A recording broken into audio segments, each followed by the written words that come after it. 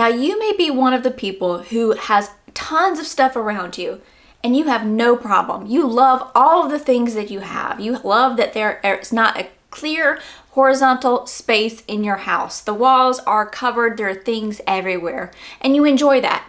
If that's you, this video is not for you. In this video, we are going to talk about clutter. For those of you who feel overwhelmed by what's around you, when you sit there and you think about the stuff around you and you go, all of these things used to be money. Well, you can change your mindset. One of the best things that I ever did was watch minimalism content and think I was a minimalist. I'm not a minimalist, by the way, but during that time when I was trying it on for size, I got rid of so much stuff. And this airy feeling that created in my life that now when I see clutter, it makes me absolutely hair stand on edge, cringe. But sometimes people need help understanding what the clutter is, where to start, how to see it. So in this video, I want to talk about clutter-free living and give you 16 tips for a fresh start if you're ready to experience it. I want to know, what is your problem area? After we talk about this video, talk about what the clutter area is that's your problem area. Hopefully something in this video will help you solve that problem or see it in a different way. So we're going to talk about different areas and what to do regarding the clutter. Number one are incomplete projects. If you are a creative person like I am, there may be things like hobbies, crafts, repairs, things that you've got going on that are just lying around. You start one project and you move on to another before you finish the last one. In this case, you need to gather all those projects up. Gather them up and see which ones you're going to finish. Really think about and be honest with yourself throughout this entire video. What are these things? Am I going to finish them? If not, what can I do with them? A lot of people have craft supplies for crafts they're not even interested in any longer. These are fantastic things to donate. Try out your local school. See if there is a retirement center near you that would like them. These are great things that you can give to people who would love to sit down and do some crafts. So don't feel bad about the things that you've bought, the clutter that you have, the projects that you haven't finished. Just go through, be very, very selective about what you're keeping, and then donate the rest. You will feel great about giving a great hobby item or craft item that you're not interested in anymore to somebody else who's going to enjoy it. Number two is you need to go through those piles of unopened or bills or paperwork and sort through them. If you have questions on how long you should keep certain documents, certain tax documents, etc., research online. Most things can be gotten rid of after how many ever years, and you can keep the things that are important for that time. I think tax documents, I don't know, last time I checked it was 6 or 7 years, can't remember. Your utility bill from 2 years ago, probably not necessary. If you have the capability, you can also scan these documents to a cloud now and have access to them via a file that way. The thing about having these items all around is it's paper clutter, and most likely there might get something lost in there that needs to be handled. Maybe a tax bill that needs to be paid or any other kind of a bill that gets lodged in between a whole big stack of papers. I like the touch it once rule in this situation. When the item comes in, I'm going to touch it once. Does this go in the tax folder? Does this go out the door in the shape of a check for a bill? What happens to this paper is completely irrelevant. Do I need to shred it? I'm not going to stick it on another pile. I'm going to do something with it immediately. So the first thing you need to do is go through what is existing. You're going to sit down. It's going to be a pain in the butt, probably. Make different piles. Keep, toss, not sure. Make it simple, but you're going to have to spend some time doing it. Number three, look at your bedside table. For clutter-free living, this space needs to be very serene. Sleep is extremely important to your body, to how you feel every single day. And I can't imagine that having a completely cluttered, crowded nightstand next to your bed is helpful to helping get that serene, nice sleep. I know somebody who told me they don't understand their spouse. Their nightstand is covered in books and trinkets and other stuff and bottles. I can imagine that being kind of crazy in the middle of the night. Maybe your alarm goes off and you've got to find it and things go scattering everywhere. To evoke that peaceful time, really only keep what you need on your bedside table. For me, this was eliminated years ago where I do not keep my phone on my table. I put my phone to sleep in the bathroom. That is great because I do not spend any time scrolling at night or in the morning. And as soon as my alarm goes off, I usually get up before my husband, I pop out of bed so quickly you would think a bolt of lightning hit me so that I can turn off the alarm.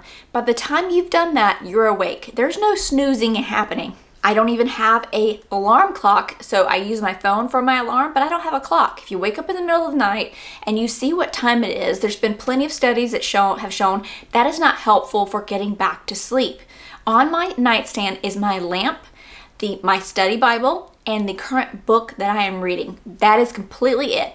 Number 4 is one of my favorites because this can really make you feel swallowed up. Like the clutter is crazy around you and you have too much furniture. I mean, just even storage furniture alone, that is its own industry. Have you seen the Container Store? Walk in there and I don't think I've actually ever bought anything from the Container Store because I walk in and I get overwhelmed with just the choices and the selection they even have. But when you buy furniture for storage, then you're just going to have more stuff to fill up the storage. Getting rid of storage furniture really does help you eliminate all the things that you have in there that you didn't even know were still in there. Or maybe you just walk into your room and you feel that swallowed up feeling. Maybe your furniture is too big for your space. Maybe you have way too much. Maybe it just doesn't fit. You might have to look at that chair, look at that lamp. Do I really use those items? Could I remove them from this space and make it feel a lot more airy? Another area that gets cluttered really quickly and can really not make you feel very relaxed. When you go into your bathroom and your countertop is completely covered, lotions, face creams, makeup organizers, hairbrushes, all the things are out on the counter. I like to use things under the cabinet storage. Now, I did get this storage item on Amazon under the cabinets for this purpose, and it has basically 2 shelves. And the top one stays stationary and the bottom one slides out. So if I can find it, I will link it down below if you want to check it out. The point here is this keeps my counter clutter free because I can take those items, those face creams or lotions or whatever, and put them down below. It does not take that long for you just to bend down and pull what you need out from under the cabinet if you have storage available there. If not, figure out a way to put storage on your counter for those items that can make the smallest amount of room be taken up possible so that you have this more relaxed, less cluttered feeling when you go to get ready for the morning or get ready for bed.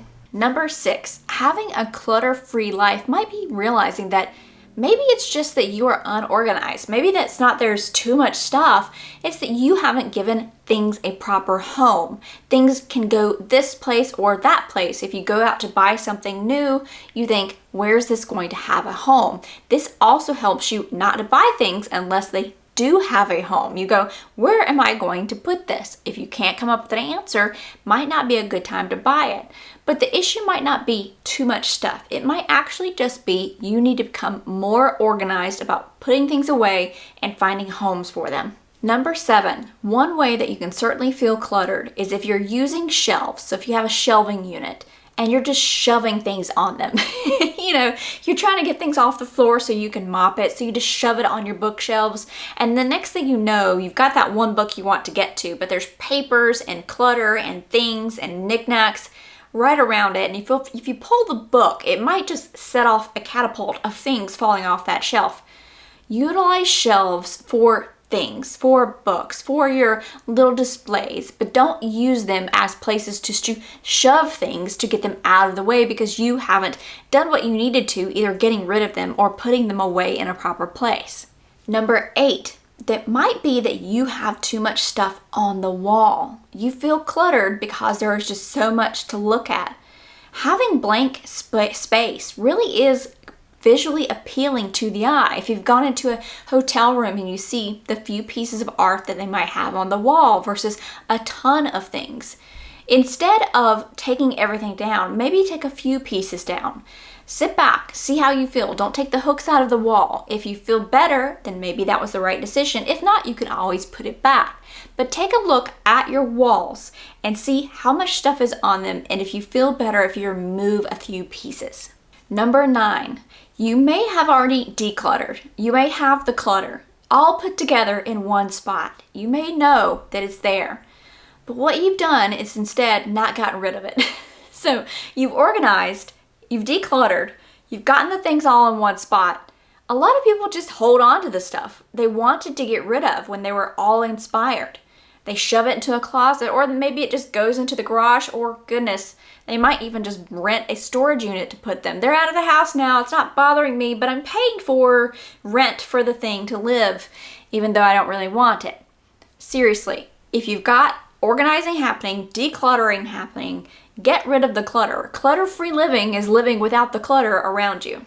One major culprit of clutter and feeling overwhelmed are trinkets. Stuff from trips, little statues, candles, holiday decor, things just scattered everywhere. Why? Well, because they're cute.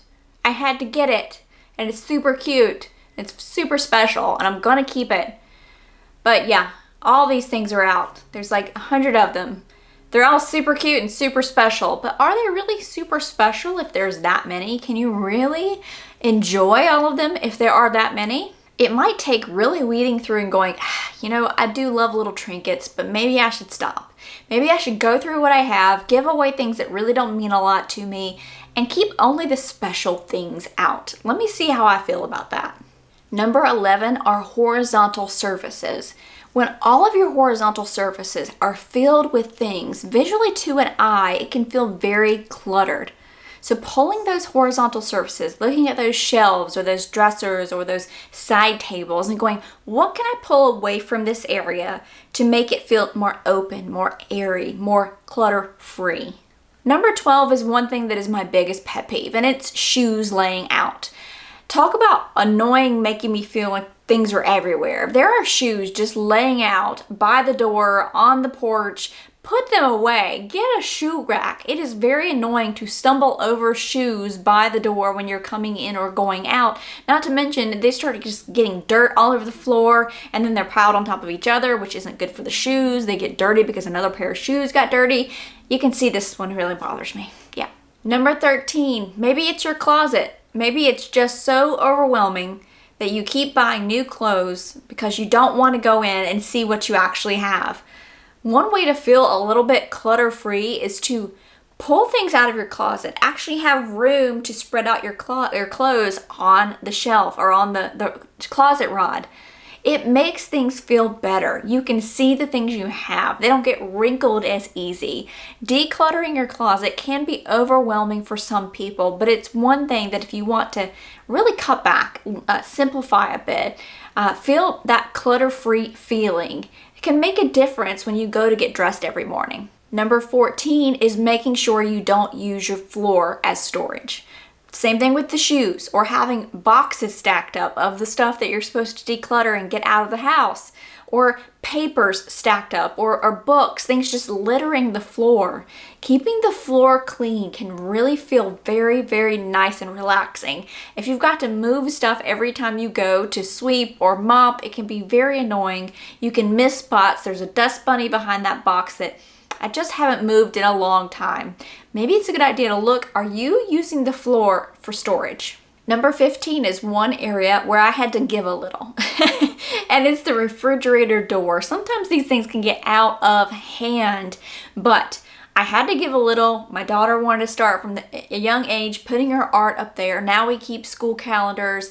We keep a few things on the fridge, but we still keep it very minimal. We don't have tons of magnets. If you have a ton of stuff on the fridge and you're trying to cook dinner and things are just falling off and they slide underneath the fridge, that little bitty space between the fridge and the floor, things get stuck on there quite often, and it's a pain to try to pull. You try to use a clothes hanger or something to get it out from underneath the fridge, or you've got to pull the fridge out. It's a pain. I like to keep a nice, almost clutter-free fridge. Not a ton of stuff, very minimal at all, if at all possible. This is another one that I had to give a little, but we keep it very minimal on the fridge. It just looks better to see the fridge rather than a ton of stuff causing issues because they get underneath the refrigerator. Number 16, we're gonna stay in the kitchen, and it's your kitchen countertops. There are so many appliances out there, and one of the things when I was going on my minimal trip was getting rid of one-use appliances. And I also said I would never get an air fryer. Well, that didn't age well because now I recommend an air fryer so much. But the thing is, the only item we keep out on our kitchen counter is our toaster oven. That is because we use it several times a day. Everything else can be put away. Even if I use my air fryer once a day, it goes away. If you've got under cabinet storage or in cabinet storage where you can clear out things that you're not using, all those extra cups that you've gotten from fairs over the time that you don't use. Move things around in your cabinet so you can put things away that you don't use often so they aren't sitting out, causing that visual horizontal clutter on your counter where you have less space to work.